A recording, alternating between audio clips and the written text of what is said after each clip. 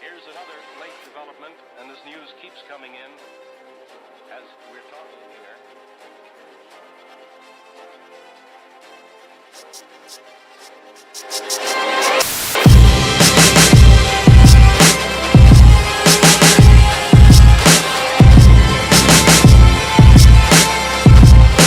We're going to talk about the left tackle of the Seattle Seahawks who has been let go. And I want people to let this face register. Like, don't allow people to talk passively about domestic violence. This dude is a monster. And he beat up his girlfriend and did some horrible things. And we're just going to hear this story out real quick. The Seattle Seahawks say they have cut all ties with the lineman who's been arrested on domestic abuse charges. His girlfriend called 911 saying he was trying to kill her. And details of what she says happened are truly disturbing. An NFL player is accused of almost beating his girlfriend to death. And now we're hearing the terror she says she went through. What is it that's happening? The victim is whispering because she's hiding in a locked bathroom. Please help me now. Oh, my arm's dislocated. Sir, have them come in this room now. At one point, she texts 911 because she was too afraid to speak out loud. Please come in. He's trying to kill me, reads the text. Break down the door now. According to court documents, the fight broke out when her boyfriend, 27-year-old Chad Wheeler, allegedly asked her to bow down to him. When she refused, he strangled her with both hands until she passed out, leaving noticeable fingerprints on both sides of her neck. When she regained consciousness, Wheeler remarked, "Wow, you're alive?" That's when she fled into the bathroom and locked the door, at which point cops say Wheeler picked the lock. On the 911 tape, you can hear the moment he breaks in. Questions that I'm asking you. Wheeler is 6'7" and weighs 310 pounds. He played for the Seattle Seahawks, who were eliminated in this year's NFC wildcard game. Wheeler is blaming his actions on a manic episode, claiming he recently stopped taking his bipolar medication. "It is time for me to get the help I need. I cannot express my sorrow or remorse enough." And I'm going to pause it right here. Your mental disability is not an excuse. Your mental disability is not an excuse for violence of harming somebody. If you had a mental episode and it caused you to spaz out and hurt yourself, that's understandable. But when you take proactive actions such as picking a lock, dislocating an arm, strangling to the point where fingerprints could be lifted, that's not an excuse. It reminds me of when Roseanne said that the reason why she said something racist is because she didn't take her medicine. It's not an excuse. We not gonna let that slide. "I am truly ashamed," he tweeted. Wheeler is expected to enter a plea on February 9th. That's when he's due in court for arraignment. Pretty accurate with the Roseanne situation, but anyway. But yeah, I lied. Maybe I was gonna post it. Maybe I should have done that story first so it would have ended on a somber note. But we want to make sure that this story got the hype that it got, at least from us. Like it's just a scary situation, and I'm hoping, I hope he never sees the NFL again. I hope he sees the jail cell for at least 10 good years. I think that's fair enough. And it also speaks to understanding something about your partner, ladies. I don't know if the signs showed up in advance, but don't think you have to subject yourself to behavior like this. Don't think that this is appropriate on any level, because something like this doesn't happen overnight. They build up the courage to do this. Don't be a stepping stone of domestic violence. Constantly fight for your right to be happy, safe, and at peace within any space you're in. You should never feel uncomfortable. And stories like this make me want to throw the book at guys who have no excuse, who have no stories, who have no form of defending themselves, because look at it. I mean, I can't show her face because we would literally get banned off of YouTube.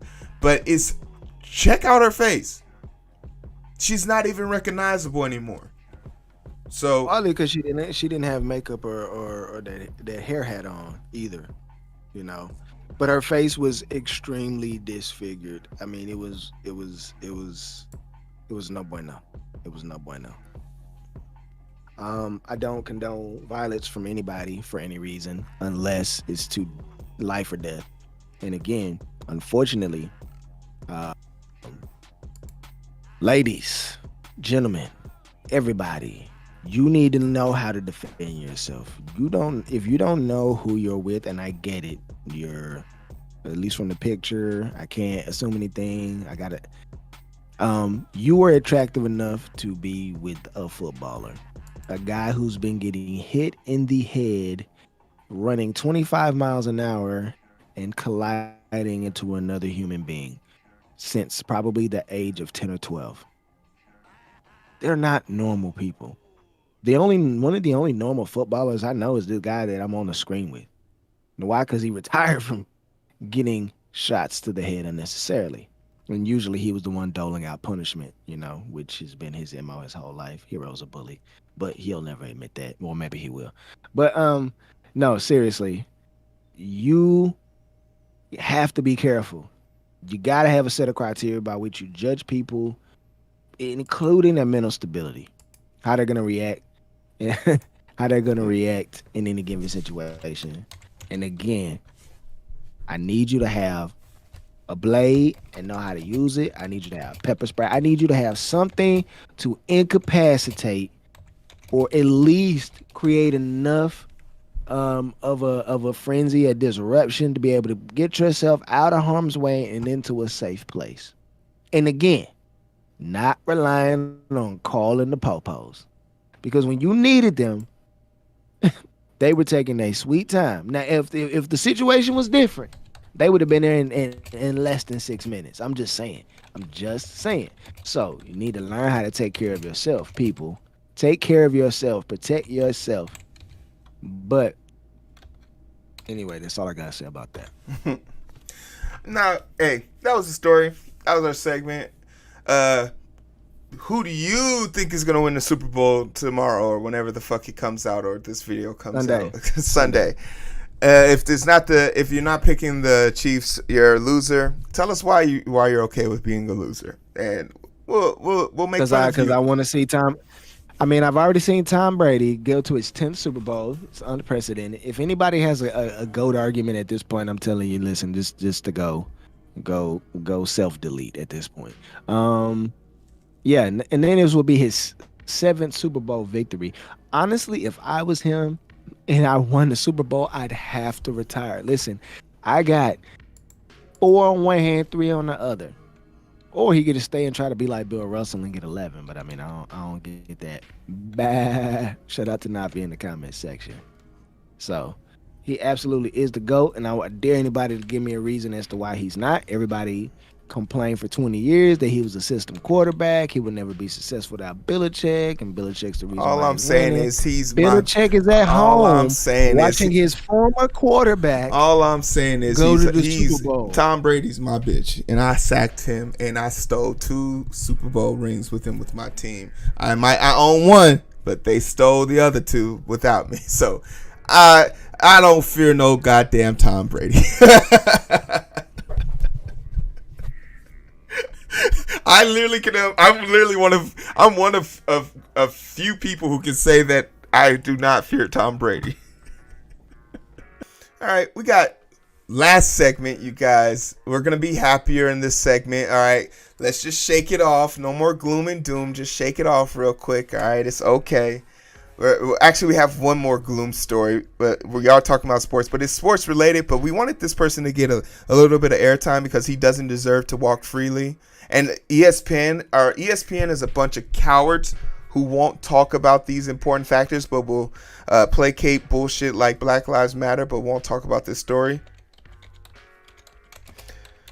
So as I'm setting up this story, I want to get a few sad ducks in a row real quick.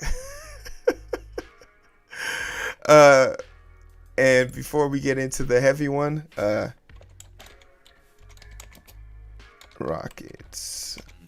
And then I think the last one is going to be the Texans. Yeah. Texans.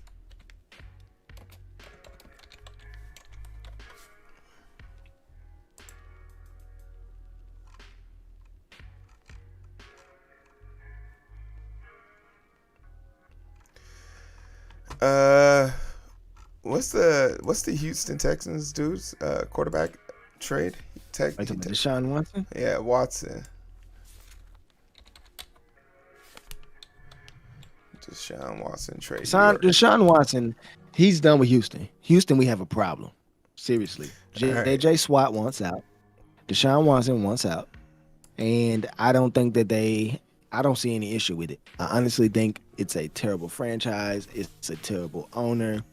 And if they don't want to be there, they need to leave. Now, I'm all for honoring your contractual obligations, which Deshaun Watson has basically another 6 or 7 years based on the 4-year extension that he signed and the 2 franchise tags under the current CBA. Unfortunate for him, the owner could be like, nah, thug it out. The only option you got is to sit out, and you got to run that check back. So, and Nafi, don't even play them like that. That city's not that good. I mean, I'm just sorry, it's not that good.